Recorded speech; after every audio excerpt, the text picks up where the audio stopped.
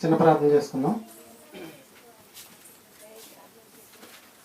ప్రియ పరలోకమందున మా తండ్రి, ఈ యొక్క సాయంకాల సమయంలో నీ యొక్క జ్ఞాన గ్రంథం నుంచి మాకు తెలియని అనేక సంగతులు తెలుసుకునే భాగ్యం కలగజేస్తున్నందుకు మొదట మీకు కృతజ్ఞతలు తెలియజేస్తున్నాం తండ్రి.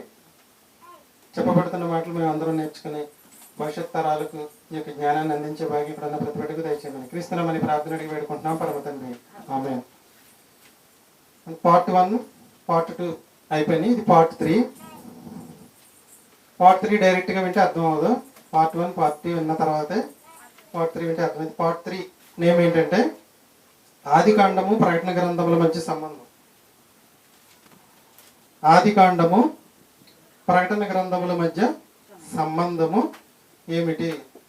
ప్రథమ ఆదివారం మనం నేర్చుకున్నది ఏంటంటే ఆది కాండం ప్రతిదాని ఆరంభాన్ని తెలియజేస్తుంది, ప్రకటన గ్రంథం ప్రతిదాని ముగింపుని తెలియజేస్తుంది. ఆది కాండంలో ఆరంభం ఉంది, ప్రకటన గ్రంథంలో అంతం ఉంది. ఆది కాండంలో అపవాది ఆరంభం ఉంటే ప్రకటన గ్రంథంలో దాని అంతం ఎలా ఉండబోతుందో తెలియజేస్తుంది. ఆది కాండంలో ప్రారంభ అధ్యాయాలకు ప్రకటన గ్రంథంలోని చివరి అధ్యాయాలకు, ఆది కాండంలోని ప్రారంభ అధ్యాయాలకు ప్రకటన గ్రంథంలోని చివరి అధ్యాయాలకు సంబంధం ఉంది. ఆ సంబంధాన్ని మీకు ఒక 15 పార్ట్లలో వివరిస్తాను. తర్వాత మేము పార్ట్ 4 కూడా నేర్చుకున్నాం. ఆది కాండానికి ప్రకటన గ్రంథానికి మధ్య ఉన్న సంబంధం ఏమిటి? పాయింట్ నెంబర్ 1 ఏంటంటే ఆది కాండంలో సృష్టి ప్రారంభమైంది. ఆది యందు దేవుడు భూమి ఆకాశములను సృజించను. 1వ అధ్యాయంలో 1వ వచనం, 2వ వచనం, 3వ వచనం, 4వ వచనం, 5వ వచనం. ఈ సృష్టి స్టార్ట్ అవడానికి ముందు ఏముంది? 1:1 ఉందండి. భూమిని చేయక ముందు చీకటి ఉంది. దేవుడు వెలుగు కమ్మని పలకగా వెలుగు కలిగితే వెలుగుని చీకటిని వేరుపరిస్తే వెలుగు పగలని చీకటికి రాత్రి. ఇప్పుడు మనం నివసించే భూలోకంలో చీకటి ఉంది, వెలుగు ఉంది. మనం నివసించే భూలోకంలో చీకటి ఉంది, వెలుగు ఉంది. మరి అంతం చివరిలో ఎలా ఉండబోతుంది? ఓకేనా? ప్రకటన గ్రంథం 21, 25. ప్రకటన గ్రంథం 21వ అధ్యాయం 25వ వచనం. పాయింట్ నెంబర్ 1, ఆది కాండంలో సృష్టి ప్రారంభమైంది. డాడీ లేడా? ఆది కాండంలో సృష్టి ప్రారంభమైంది. ప్రారంభం అవడానికి ముందు చీకటి ఉంది. దేవుడు వెలుగుని కలిగిస్తే వెలుగుని చీకటిని వేరుపరిస్తే పగలు రాత్రి, పగలు రాత్రి, పగలు రాత్రి. బావగారు ఇక్కడికి వచ్చాయండి. పగలు రాత్రి, పగలు రాత్రి. ఇష్టం ఎక్కడైనా కూర్చోండి కొందాం. పగలు రాత్రి. ప్రకటన గ్రంథం 21, 25. ప్రకటన గ్రంథం 21వ అధ్యాయం 25వ వచనం. అక్కడ రాత్రి లేనందున దాని గుమ్మములు పగటి వేళ ఏమాత్రము వేయబడవు. అంటే మనము వెళ్ళబోయే లోకం గురించి తెలియజేస్తున్నాడండి. మనమున్న లోకంలో పగలు ఉంది, చీకటి ఉంది. పగలు ఉంది, రాత్రి ఉంది. కానీ మనం వెళ్ళబోయే లోకంలో చీకటి ఏమాత్రమును లేనందున దాని గుమ్మములు పగటి వేళ ఏమాత్రము వేయబడు. అంటే 24 గంటలు వెలుగంట. ఇప్పుడు ప్రస్తుతానికి మనం చూసే వెలుగు చీకటి అంతం ఎలా ఉంటుంది? చివరిలో మొత్తం వెలుగే. ఇక చీకటి అనేది ఉండదు. ప్రారంభంలో ఏమి రాయబడింది? చీకటి వెలుగు 2 ఉంటాయని చెప్పింది. దీని అంతం ఎలా ఉంటుంది? ఇక వెలుగే ఉంటుంది. ఇక చీకటి ఎంత మాత్రము ఉండదు. 2వ పాయింట్ చూడండి. పాయింట్ నెంబర్ 2, ఆది కాండం 1వ అధ్యాయం 9, 10 వచనాలు. ఆది కాండం 1వ అధ్యాయం 9, 10 వచనం. దేవుడు ఆకాశం క్రిందనున్న జలమును ఒక చోటనే కూర్చబడి 6 నెలల కనబడును గాకని పలుకగా ఆ ప్రకారమైన దేవుడు 6 నెలలకు భూమి అని పేరు పెట్టాను, జలరాశికి ఆయన సముద్రములని పేరు పెట్టాను. ఇది మీ అందరికి తెలిసిందే. పాయింట్ నెంబర్ 2 ఏం రాసుకుంటారంటే ఆది కాండం 1వ అధ్యాయం 9, 10 వచనాల్లో దేవుడు నీటిలో నుంచి జలములు ఒక చోటనే కూర్చబడి 6 నెలల కనపడును గాక అన్నాడు. దానికి భూమి అని పేరు పెట్టాడు. మనం నివసిస్తున్న భూమికి 70% వాటర్, 30% మ్యాటర్, మట్టి. మనం నివసించే భూమికి 70% సుమారు వాటర్, 30% భూమి. దీని అంతంలో ఇది ఎలా ఉండబోతుంది? ప్రకటన గ్రంథం 21వ అధ్యాయం 1వ వచనం. ప్రకటన గ్రంథం 21వ అధ్యాయం 1వ వచనం. అంతటా నేను కొత్త ఆకాశమును కొత్త భూమిని చూచితిని. ప్రకటన గ్రంథం 21వ అధ్యాయం 1వ వచనం. రాసిన వాళ్ళు రాసుకోండి. ప్రకటన గ్రంథం 21వ అధ్యాయం 1వ వచనం. అంతటా కొత్త ఆకాశమును కొత్త భూమిని చూచితిని. మొదటి ఆకాశము మొదటి భూమి గతించిపోయాను. గతించిపోయాను అంటే ప్రారంభంలో ఉన్నదే గతించిపోయింది. ముగింపులో ఎలా ఉందో చూడండి. సముద్రమును ఇకను లేదు. అంటే మనం నివసిస్తున్న భూమి మీద సముద్రము ఉంది, భూమి ఉంది. దీని అంతంలో ఇది ఎలా మారిపోతుంది? ఇక సముద్రం ఉండదంట. 100% మట్టి. అర్థమవుతుందండి? ఆది కాండము ప్రకటన గ్రంథముల మధ్య సంబంధం. పాయింట్ నెంబర్ 1 ఏంటంటే, ఇక్కడ మనం నివసిస్తున్న భూమి మీద చీకటి ఉంది, వెలుగు ఉంది. దీని అంతంలో ఇది ఎలా మారిపోతుందంటే వెలుగే, చీకటే ఉండదు. పాయింట్ నెంబర్ 2లో ఇక్కడ మనం నివసిస్తున్న భూమి మీద 70% వాటర్, 30% మట్టి నేల. కానీ మనం వెళ్ళబోయే లోకం గురించి తెలియజేస్తున్నాడు అనమాట. దీని అంతంలో ఎలా ఉండబోతుందంటే ఇక సముద్రం లేదంటే ఇక మొత్తం భూమి, మొత్తము భూమి. మనిషి ఇప్పటి వరకు ఈ 30% ఉన్న భూమిని నింపలేకపోయాడు. అవునండి కాదండి? 70% వాటర్, 30% భూమి ఉన్న ఈ నరులకు నివాసయోగ్యమైనది భూగోళం అయినప్పటికీ 30% ఇంకా నిండల. ఎందుకు నిండలేదంటారు? పుట్టేవాళ్ళు పుడుతుంటే చచ్చిపోయేవాళ్ళు చచ్చిపోతున్నారు కదా, దానివల్ల భూమి నిండట్ల. కానీ అక్కడ ఏముండదు? సముద్రమే ఉండదు. సముద్రమే లేనప్పుడు ఏముండదు చెప్పండి? వర్షం ఉండదు. సముద్రాన్ని బట్టి చాలా జాగ్రత్తగా ఆలోచించాలి. చాలా కష్టంగా ఉండే పాఠాలు ఇవి. బాగా మనసు పెట్టి జ్ఞానవంతులకి అర్థమవుతుంది. అపార్థం చేసుకుంటే చాలా ఈజీగా అపార్థం అయిపోతుంది. ఆది కాండము ప్రకటన గ్రంథముల మధ్య సంబంధము. ప్రకటన గ్రంథంలో అంతం ఉంటే ఆది కాండంలో ఆది ఉంది. ఆదిలో వెలుగు ఉంది, చీకటి ఉంది. అంతంలో చీకటే ఉండదు. ఆదిలో భూమి మీద రెండో పాయింట్ ఏం చెప్పాను మీకు? రెండో పాయింట్ అనేది 30% నేల ఉంది, 70% వాటర్ ఉంది. కానీ అంతంలో ఇక నేలే ఉండదు. వాటరే ఉండదు, సముద్రమే ఉండదు, మొత్తం భూమి ఉంటుందంట. అంటే కాలువలో చెరువులు నదులు ఏముండవు, మొత్తం భూమి ఉంటుంది. పాయింట్ నెంబర్ 3 ఆదికాండం 1వ అధ్యాయం 16వ వచనం 17వ వచనం. నేను ఆదికాండంలో మొదటి అధ్యాయం చూపిస్తున్నాను, ప్రకటన గ్రంథంలో చివరి అధ్యాయాలు చూపిస్తున్నాను. అవుట్ లైన్ మనం నేర్చేసుకుంటే ఈజీగా అర్థమవుతుంది. ఆదికాండం 1వ అధ్యాయం 16-17 వచనం. ప్రసాద్ సర్పంచ్. దేవుడు ఆ 2 గొప్ప జ్యోతులను అనగా పగటి నీలుడుకు పెద్ద జ్యోతిని, రాత్రి నీలుడుకు చిన్న జ్యోతిని, నక్షత్రములను చేసెను.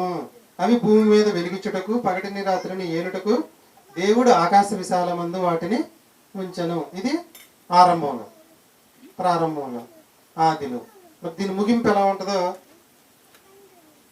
ఇది అసలు మనకి సూర్యుడు చంద్రుడు దేవుడు ఎందుకు కలిగించాడు 14వ వచనంలో చూడండి.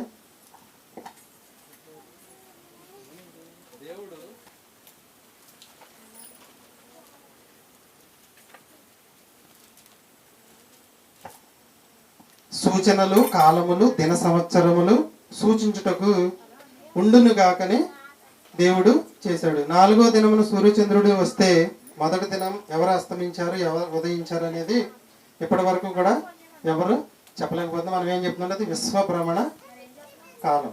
ఓకేనా? ఇది ముగింపు ఎలా ఉండబోతుంది? ప్రారంభంలో ఎలా ఉంది?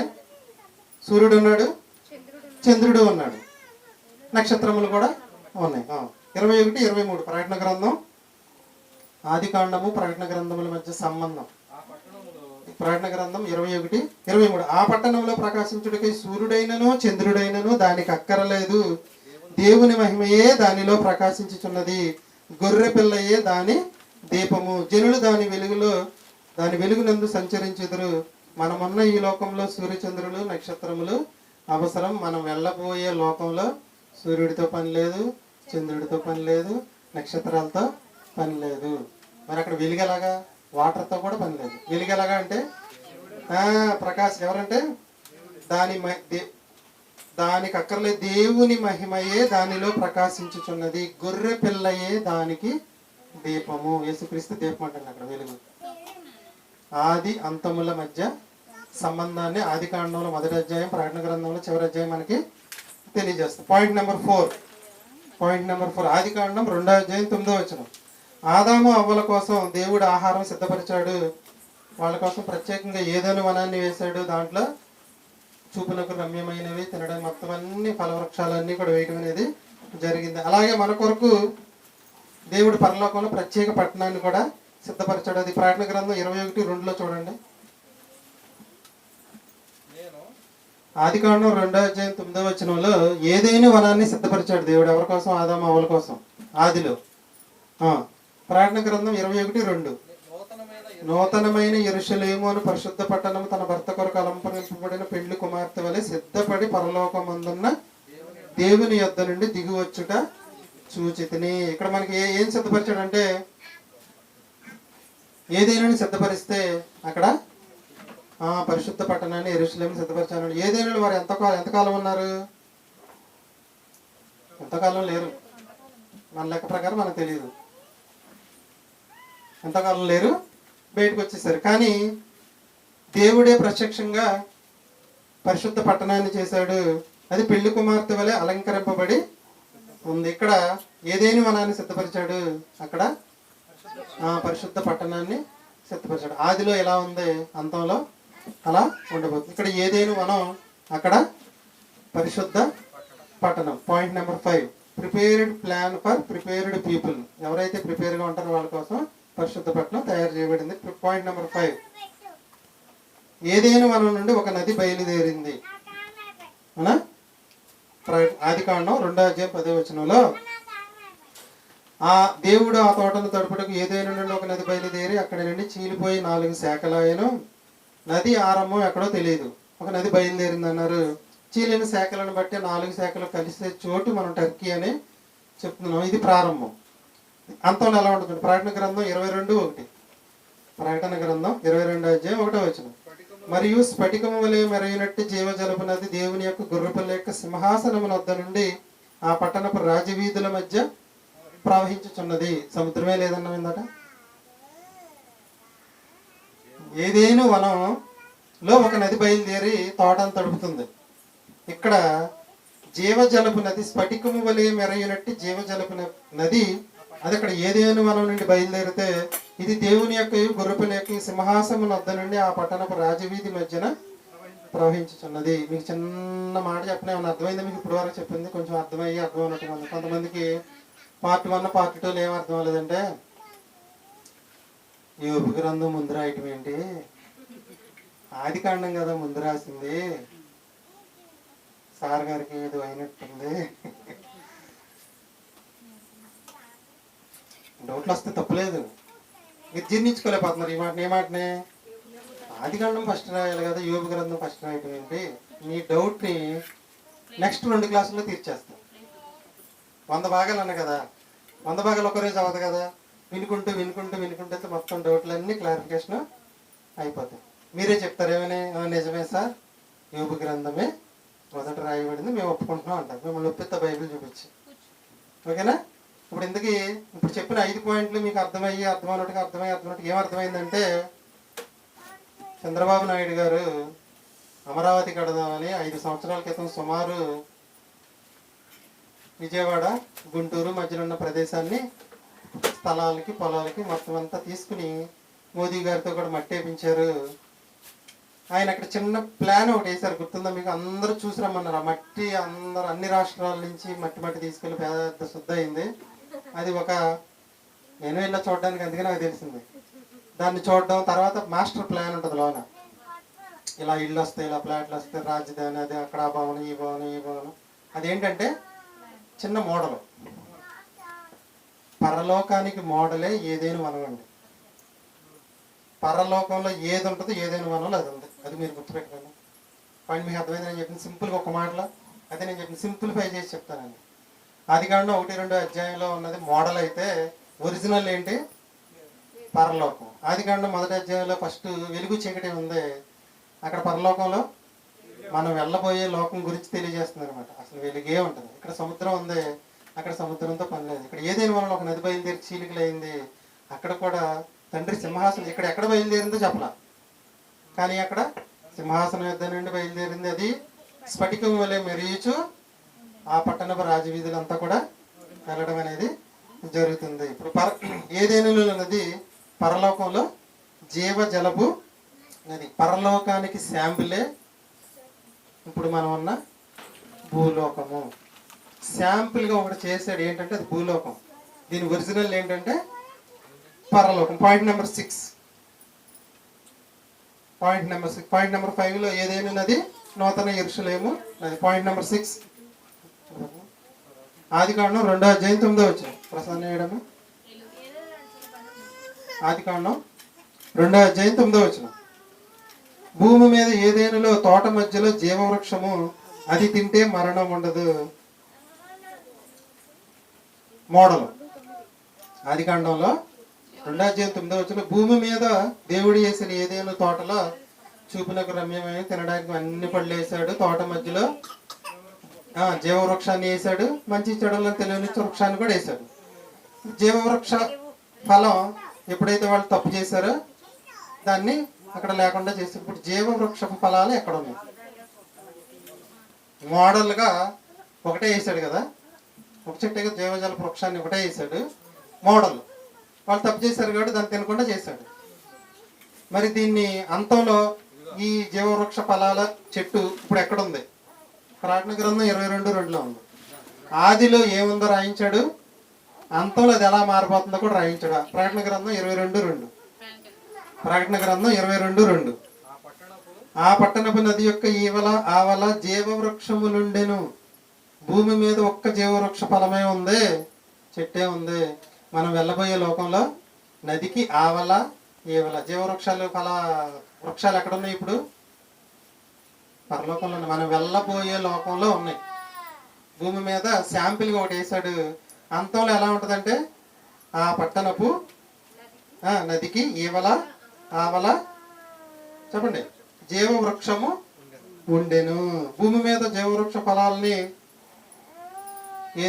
ఎవరు తిన్నారు?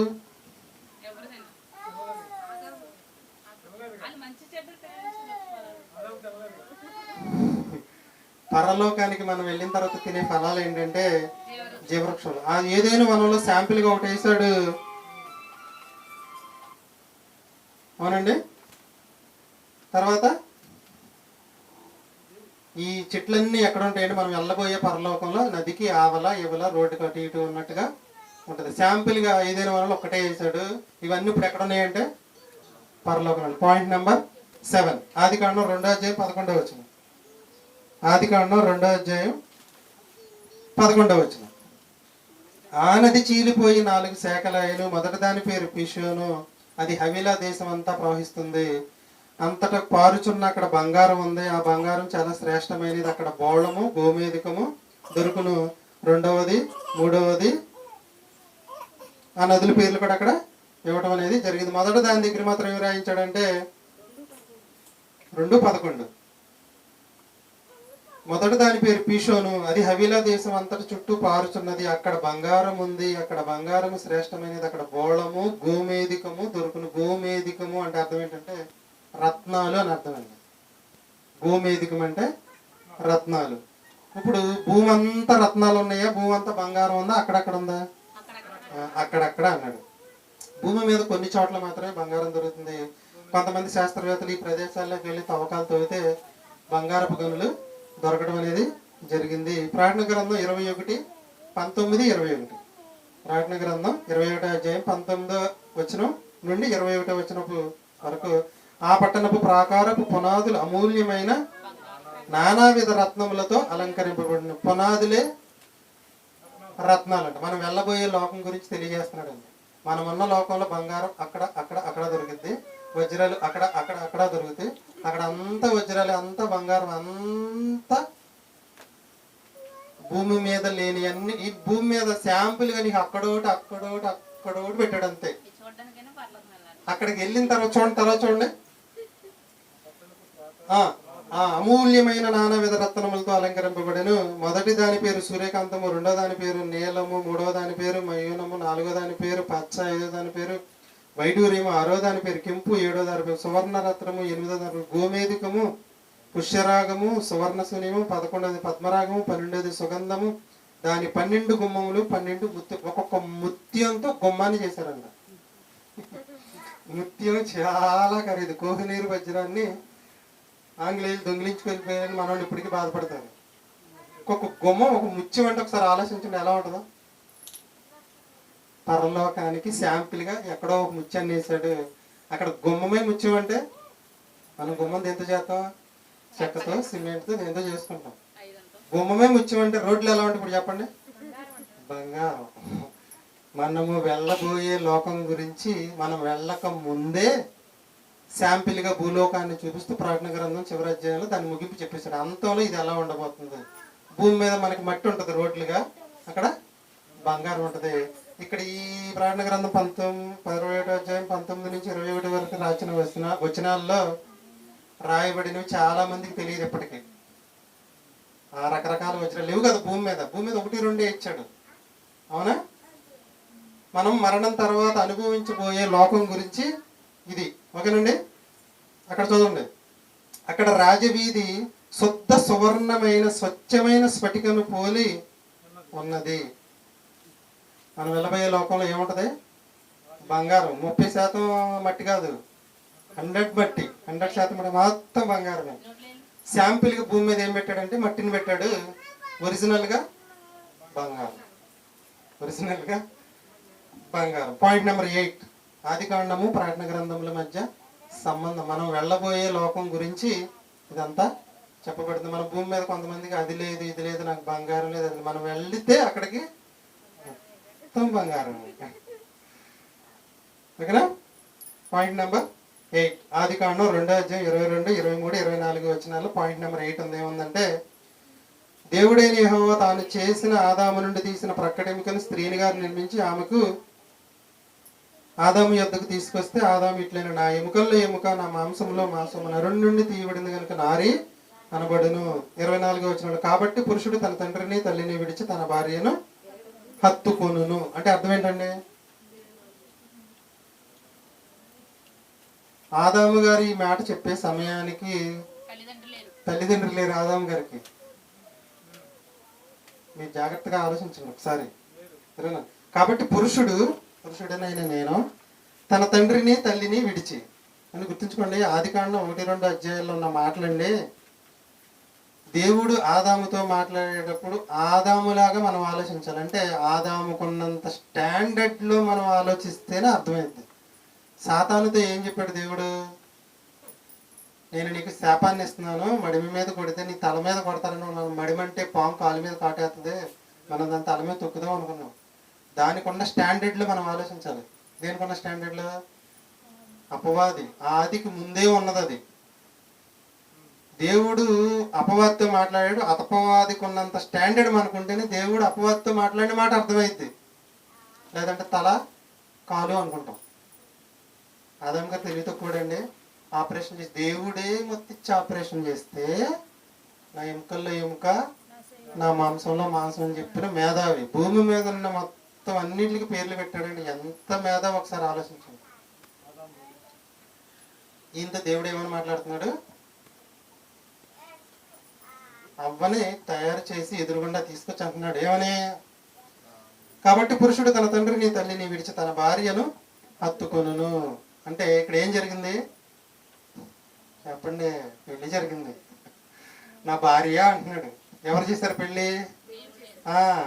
సాటి అయిన సహాయంగా నేను నీకు ఇవన్నీ చేస్తున్నానని తీసుకొచ్చాడు దగ్గరకి. నా ఎముకలు ఎముక, నా మాంసం మాంసమా, నరుడి నుండి తీయగలుగుతావు కాబట్టి నారి అనబడును. పురుషుడు తన తండ్రిని తల్లిని విడిచి భార్యను హత్తుకున్నాడు. అంటే మొట్టమొదటి వివాహం ఎవరు చేశారంటే ఇక్కడ దేవుడు చేయడం. ఇది ఫస్ట్ దేవుడు పుట్టినరోజు కానీ ఇంకా వేరే ఏమీ చేయకుండా పెళ్లినే ఎందుకు చేశాడంటే అంతంలో ఏం జరగబోతుంది దానికి సూచనగా ఇచ్చేసాడు. అంతంలో ఏం జరుగుతుంది? ప్రకటన గ్రంథం 19:6-9. ప్రకటన గ్రంథం 19వ అధ్యాయం 6 నుంచి 9 వరకు వచ్చినాను. అప్పుడు గొప్ప జన సమూహము శబ్దమును, జలముల శబ్దమును, బలమైన ఉరుముల శబ్దమును పోలిన ఒక స్వరము సర్వాధికారియు ప్రభువునకు మన దేవుడు ఏలుచున్నాడు, ఆయన స్తుతించుడి. ఇక్కడ సూచనగా ఆదాము అవ్వల వివాహం ఉంది. ముగింపులో ఈ వివాహం ఎలా మారుతుందంటే, గొర్రె పిల్ల వివాహ మహోత్సవంకు భార్య తన్ను తాను సిద్ధపరచుకొని ఉన్నది. మనం ఎప్పుడు కూడా సిద్ధపడే ఉండాలి. దేనికి? వివాహానికి. ఎవరితో వివాహానికి అంటే క్రీస్తుతో. క్రీస్తు కుమారుడైతే మనం సంఘం, మనం అందరం కూడా కుమార్తె. అక్కడ ఆ వివాహం చూపించాడు. అంతంలో ఏ వివాహం చూపించాడంటే క్రీస్తుతో మనకు జరిగే వివాహాన్ని చూపించడం అనేది జరిగింది. మరి మనం ఎప్పుడు కూడా సిద్ధపడుతూనే ఉండాలి. మనం దేవుని మార్గంలో నడవడమే సిద్ధపడడం. Very good. పాయింట్ నెంబర్ 9, ఆదికాండం 3:8. ఏదేని తోట నూతన యెరూషలేము, లేదా ఏదేని తోట పరలోకం. అదే కదా సూచన. పాయింట్ నెంబర్ 9, ఆదికాండం 3:8. ఆదికాండం 3:8. చల్లపూటను అంటే సాయంకాలం టైమే కదా. రోజంతా దేవుడు వాళ్ళతో గడిపేవాడు కాదా? కాదు. చల్లపూట వచ్చి అలా మాట్లాడి వెళ్ళిపోయేవాడు. అంతంలో ఇది ఎలా ఉండబోతుందో ప్రకటన గ్రంథం 21:3. ఆదికాండం 3:8 చల్లపూటను ఆదామును అతని భార్యను తోటలో సంచరించుతున్న దేవుడైన యెహోవా స్వరము విని తోట మధ్యలో దాక్కున్నారు. ఇది మీ అందరికీ తెలుసు. చల్లపూట దర్శించుచూ వచ్చేవాడు దేవుడు. సహవాసం రెగ్యులర్గా ఉండేది కాదు. సహవాసం కొంత సమయం మాత్రమే ఉండేది. రైట్. అంతంలో ఎలా ఉండబోతుందంటే ప్రకటన గ్రంథం 21:3. అప్పుడు ఇదిగో దేవుని నివాసం మనుషులతో కూడా ఉన్నది, ఆయన వారితో కాపురముండును. కాపురముండును అంటే ఎప్పుడూ ఉంటాడు. శాంపుల్గా చల్లపూట వచ్చి వెళ్ళిపోయేవాడు. సూచనగా మనకు అది ఇచ్చాడు. వారాయన ప్రజలై ఇందరు, దేవుడు తానే వారి దేవుడై ఉండి వారికి తోడై ఉండును. తోడుగా ఉంటాడంట. మొదటిది వారితో కాపురం ఉంటాడు, మనుషుల మధ్య నివాసం చేస్తాడు. కాపురం అంటే మీ అందరికీ తెలుసు, కలిసి జీవించడం. క్రీస్తు సంఘము. క్రీస్తు సంఘము. ఇక్కడ నివాసము యుగ యుగముల వరకు అన్న మాట మనకి ఇమ్మానుయేల్ అనే మాటకు అర్థం అక్కడ నెరవేరుతుంది. నిత్యం తోడుగా ఉంటాడు. ప్రస్తుతం ఆత్మరీతిగా తోడుగా ఉన్నాడు. మనుషులకు తండ్రి అయిన దేవుడు ఒక్కడే, ఆయన అందరికీ పైగా ఉన్నవాడే, అందరిలో వ్యాపించి ఉన్నాడు. అంతే. అంతేనా? కొంత భాగం మనలో ఉన్న ఆత్మ భాగాన్ని మాత్రమే ఇచ్చాడు. అక్కడ మనకు తోడుగా ఉంటాడు. ఆదాము అవ్వలతో శాంపుల్గా చల్లపూట వచ్చేవాడు. అంతంలో ఎలా ఉండబోతుందంటే దేవుడితో కాపురం, దేవుడితో నివాసం. ఇది అంతం. Point number 9. పాయింట్ నెంబర్ 10, ఏదేనిలో పాపం ప్రవేశించిన తర్వాత భూమి శపించబడింది. పాయింట్ జాగ్రత్తగా వినాలందరూ. ఏదేని వనంలో పాపం ప్రవేశించిన తర్వాత భూమి శపించబడింది. ఇప్పుడు మనం నివసిస్తున్న భూమి శపితమైన భూమి. గుర్తుంచుకోండి అందరూ. ఖాళీ స్థలం వదిలితే కొన్ని నెలలకు లేదా ఒక సంవత్సరానికి మొళ్ళ తొప్పలు మొలుస్తాయా మొలవ. అంటే ఈ భూమి ఎటువంటి భూమి? శపితమైన భూమి. మనం నివసిస్తున్న భూమి పాపం ప్రవేశించక ముందు మంచిదే. పాపం ఎప్పుడైతే ప్రవేశించిందో శపించబడింది. ఏదేనిలోకి పాపం ప్రవేశించిన తర్వాత భూమి శపించబడింది. ఆదికాండం 3:17 ఆయన ఆదాముతో, నీవు నీ భార్య మాట విని తినవద్దన్న నీకు ఆజ్ఞాపించిన వృక్ష ఫలములు తింటివి కనుక నీ నిమిత్తం నేల శపించబడి ఉన్నది. శపించిన భూమి మీద మనం అందరం కూడా నివాసం అనేది చేస్తున్నాము. అమెరికా వెళ్ళినా శపించబడిన భూమే, ఇండియా ఉన్నా శపించబడిన భూగోళాలు. మీరు ఎక్కడికైనా వెళ్ళండి, భూమి మొత్తం శపితమైన భూమి. దీని అంతం, ఇది ప్రారంభం ఎలా ఉంది, అంతం ఎలా ఉంటుంది చూడండి. ప్రకటన గ్రంథం 22:3. ప్రకటన గ్రంథం 22:3. ప్రకటన గ్రంథం 22:3. ప్రకటన గ్రంథం 22:3. ఇక మీదట శాపగ్రస్తమైనది ఏది దానిలో ఉండదు. మరి భూమి మీద ఉంది, మొత్తం శాపగ్రస్తమైన భూమి అంతా కూడా శపితమైన భూమి. శపితమైన భూమి మీద మనం జీవిస్తున్నాం. దీని అంతం ఎలా ఉండబోతుందంటే శాపగ్రస్తమైనది ఏది దానిలో ఉండదు. భవిష్యత్తు మనకు తెలియాలని దేవుడు రాయించడం అనేది జరిగింది. మనం వెళ్ళబోయే లోకం యొక్క పరిస్థితులు ఎలా ఉంటాయి, అన్నీ తెలియాలని ఎప్పుడు రాయించాడండి ఇది? ఎప్పుడూ రాయించాడు. అవునా? మనకి ఇక్కడున్న పరిస్థితులు చూసుకుని మనం బాధపడవలసిన పని లేదు. ఎందుకంటే భూమి మీద ఉండగా కష్టాలు సుఖాలు కలిసి ఉంటాయి. ఎప్పుడైతే మనం మరణం అవుతామో నీతిగా బ్రతికితే కష్టాలన్నీ ఒకవైపుకి వెళ్ళిపోతాయి, సుఖాలన్నీ ఒకవైపుకి వెళ్ళిపోతాయి. ఆ సుఖాల వైపు వెళ్ళే పరలోకం ఎలా ఉంటుందో ఇక్కడ రాయించడం అనేది జరిగింది. అక్కడ శాపగ్రస్తమైనది ఏది ఉండదు. ఇప్పుడు ప్రకటన గ్రంథం అంటూ ఆదికాండం ఎందుకు ధ్యానించాలండి? అవుటర్ లైన్ అనమాట.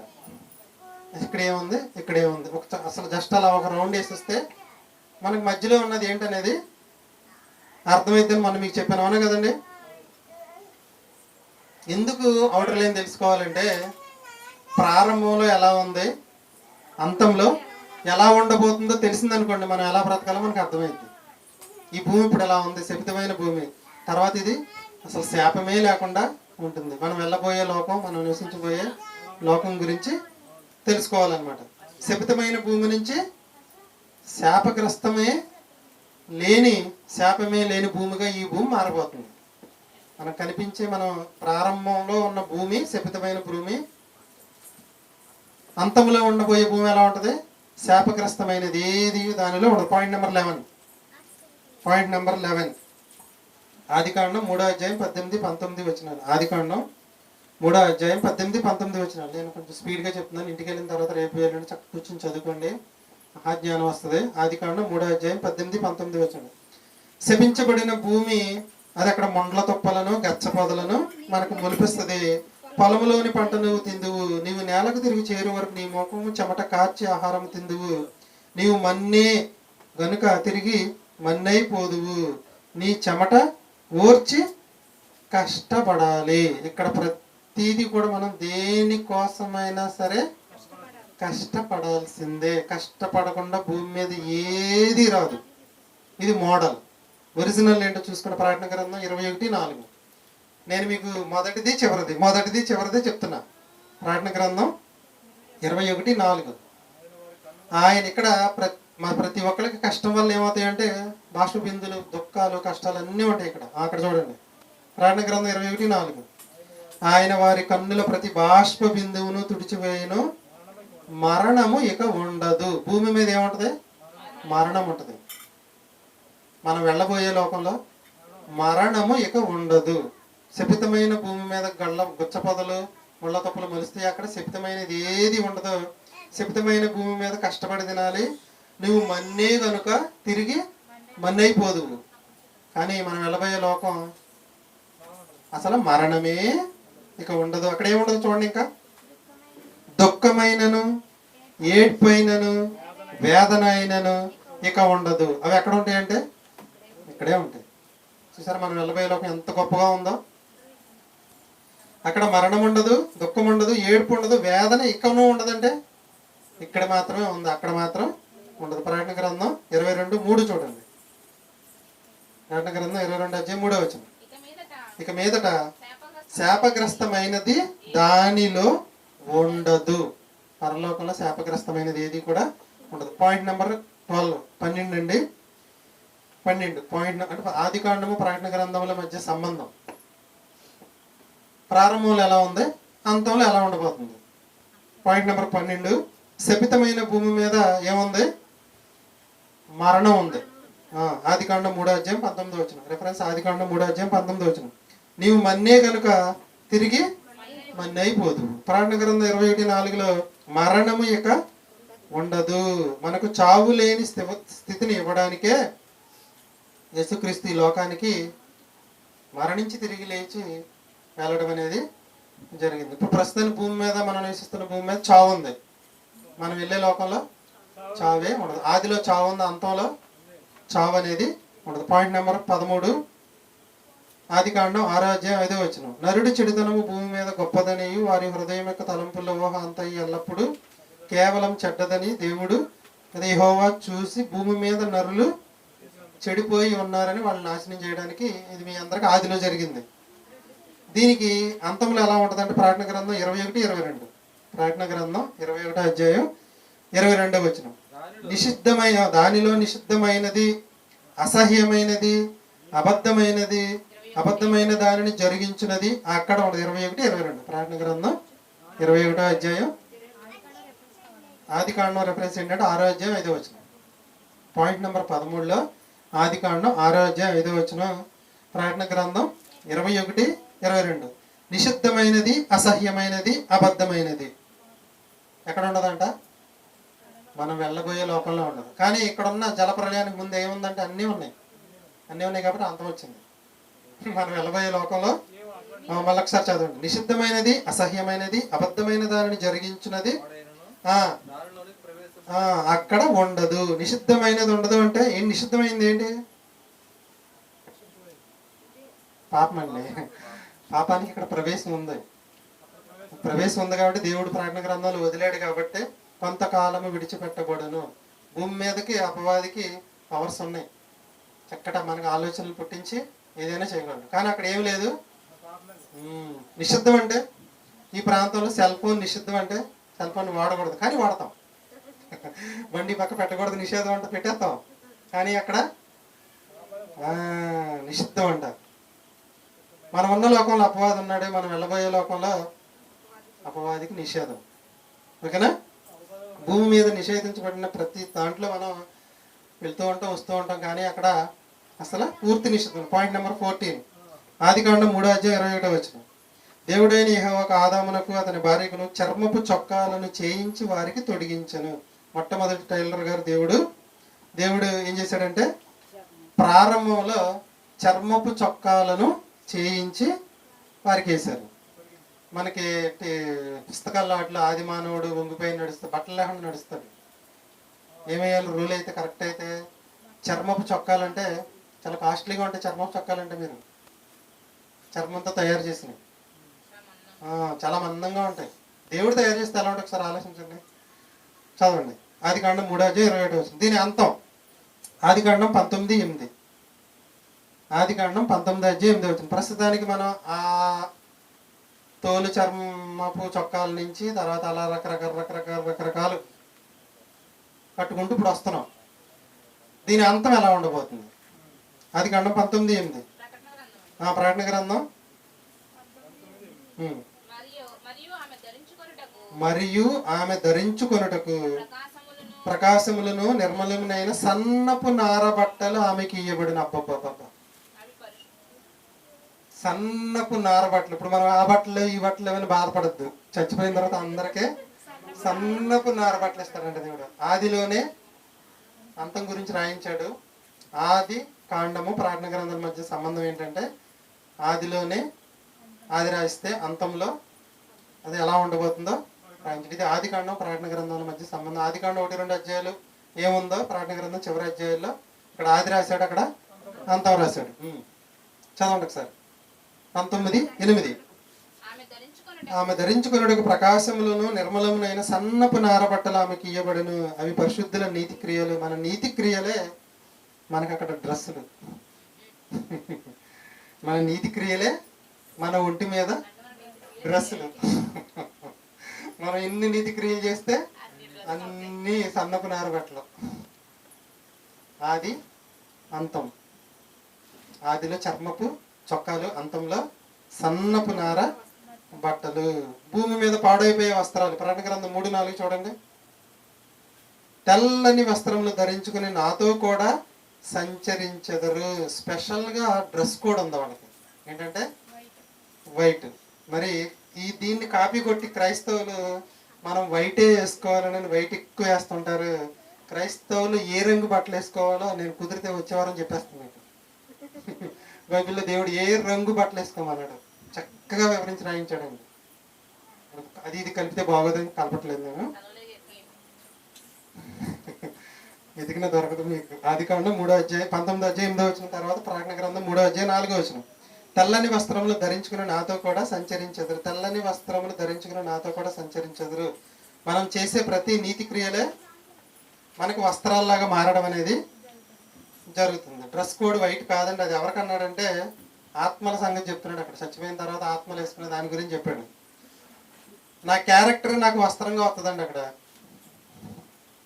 నా క్యారెక్టర్ మీ క్యారెక్టరే మీకు వస్త్రంగా వస్తుంది. పరలోకానికి ప్రవేశించడానికి భూమి మీద చేసే నీతి క్రియలు పనికొస్తాయా?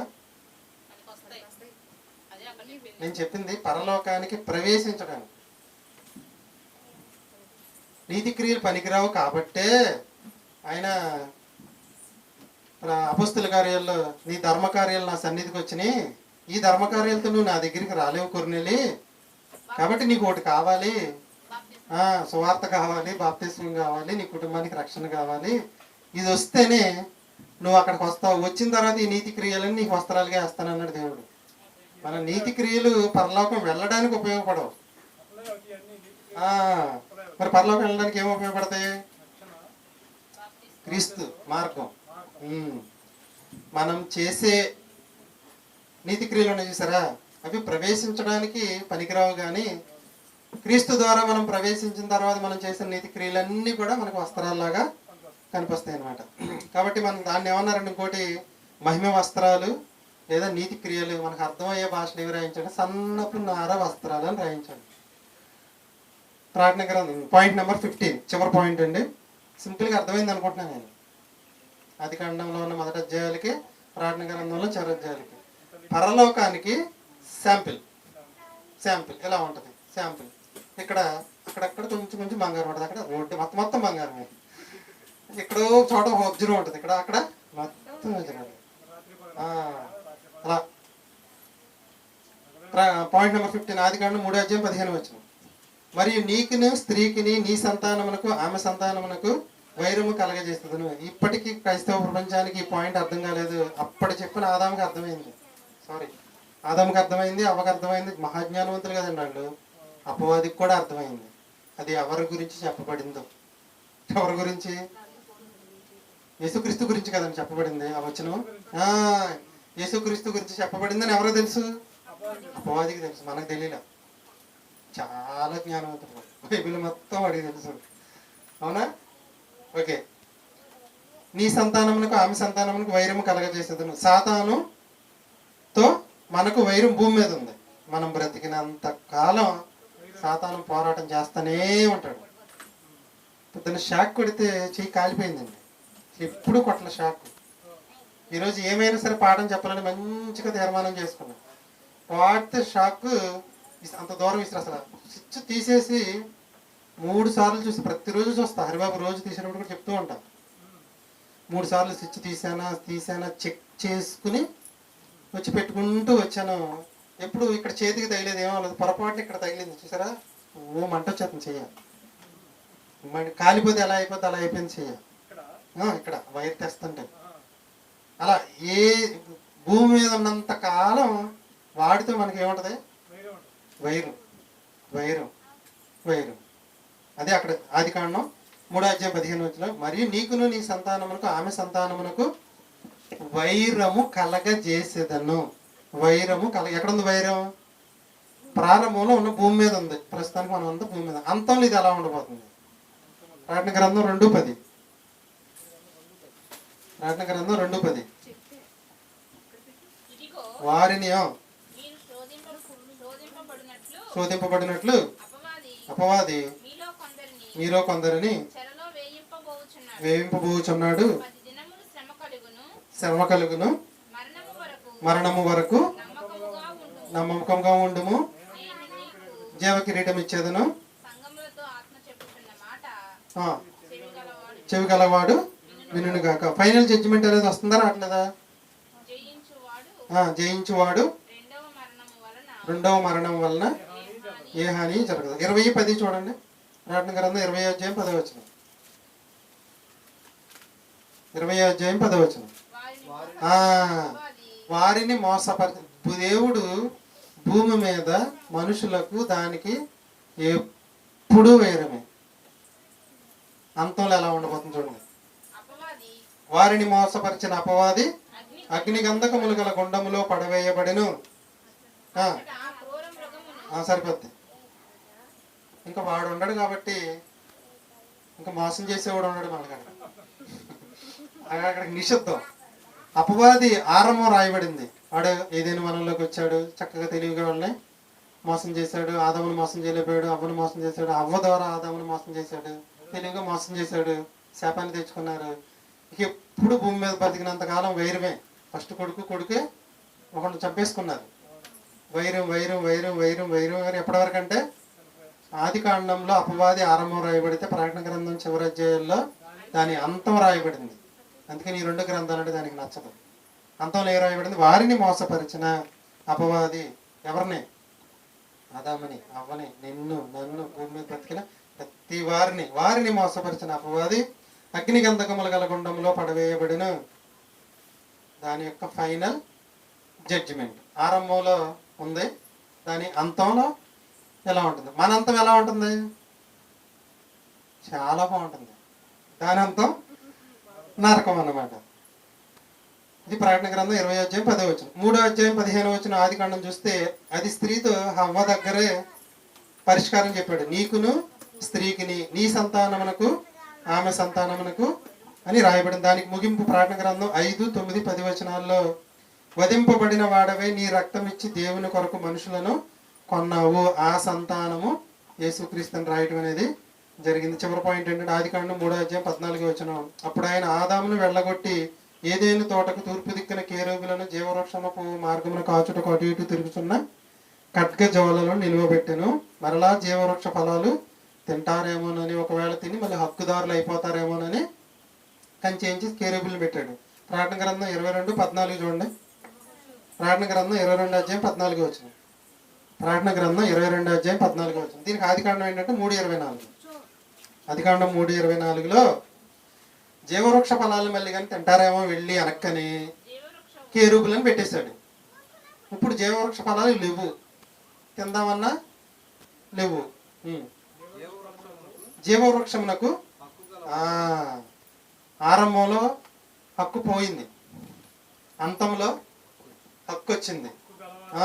జీవవృక్ష ఫలముల హక్కు గలవారై గుమ్మముల గుండా ఆ పట్టణములో ప్రవేశించినాడు. ఏ గుమ్మంలోంచి దేవుడు గెంటేసి కెరూబులు పెట్టాడు గుమ్మాలో, దేవుడు ఇక్కడ గెంటేశాడు. అంతంలో ఆ గుమ్మం గుండానే లోనకి ప్రవేశించమంటున్నాడు. హక్కుదారులు అంటే ఆ చెట్టు ఫలాన్ని తినే హక్కు ఎవరికి ఉంది? మనకే ఉంది. ఆరంభం ఇది, అంతం అది. ప్రకటన గ్రంథం 22:14 చూసారా? ఎప్పుడైతే గుమ్మాల ఎదురుగుండా కేరూబులు పెట్టాడో అక్కడ ఏ గుమ్మాల ద్వారా అయితే దేవుడు తోసివేస్తాడో అదే గుమ్మాల ద్వారా ఏం చేస్తున్నారంటే ఆహ్వానం అనేది పలికేసిస్తున్నారు. తోసివేయబడ్డాడు ఆది కాండంలో, హక్కుదారుడే ప్రవేశిస్తున్నాడు ప్రకటన గ్రంథంలో. ఎంతగా వివరణ బైబిల్ ఇచ్చినా సమాజానికి ఈరోజు కూడా అర్థం కావట్లేదండి. ఏ గ్రంథము కూడా ఎంత వివరణ ఇవ్వదు మీకు. ఆది అంతములు, అసలు ఆది గురించే వివరణ ఉన్నప్పుడు అంతం గురించి వివరణ ఏం చెప్పింది? ఆది అంతముల గురించి ఇంత వివరణ ఇచ్చిన ఏకైక గ్రంథం బైబిల్. మానవుడు ఆది అంతము చెప్తున్నాడు, దేవుడు ఆది అంతముల గురించి చెప్పిన ఏకైక గ్రంథం బైబిల్ మాత్రమే. అందుకని దేవుడు చిన్న సవాలు విసురుతున్నాడు. మనం మీకు పార్ట్ 1లో చెప్పిన రెఫరెన్స్ యెషయా గ్రంథం 44:7. యెషయా గ్రంథం 44:7. యెషయా గ్రంథం 44 అధ్యాయం 7వ వచనం. ఆదిలోనున్న జనమును నియమించినది మొదలుకొని నేను తెలియజేయచ్చు వచ్చినట్లు తెలియజేయగలవాడెవడు? ఎవడండి? ఎవ్వరూ లేరు, దేవుడే. ఓకేనా? ఇది ఎవరిస్తున్న సవాలంటే దేవుడు. శపితమైన భూమి మీద నుండి శాశ్వతమైన లోకంలోనికి ఎలా ప్రవేశించాలో ఆలోచించుకోండి మీరు.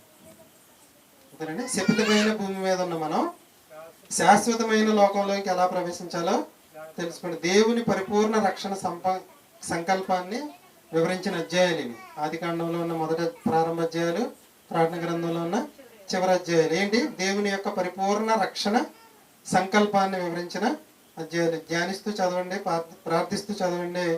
బైబిల్ ఇచ్చిన వివరణ ఇలా ఏ గ్రంథం కూడా మీకు ఇవ్వదు. ఇది బైబిల్ ఎడ్యుకేషన్ లేదా గాడ్ ఎడ్యుకేషన్. తర్వాత పాట చెప్పుకుందాం. దీని పాఠానికి ప్రశ్నలు. ఆది కాండము ప్రకటన గ్రంథాల మధ్య సంబంధం ఏమిటి? అది నిన్నేం రాసుకోవచ్చు. ఇది ఛాయ, అది నిజ స్వరూపం, ఇది ఒరిజినల్. ఆది కాండంలో ప్రతిదాని ప్రారంభం ఉంది, ప్రకటన గ్రంథంలో ప్రతిదాని అంతం ఉంది.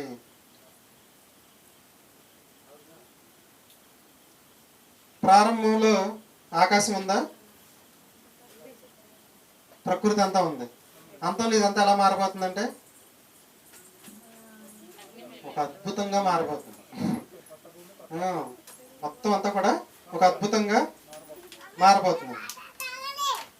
ఆది కాండంలో ఉన్న ప్రారంభ అధ్యాయాలు, ప్రకటన గ్రంథంలో ఉన్న చివరి అధ్యాయాలు మనం నేర్చుకోవాల్సిన అవసరం ఉందా?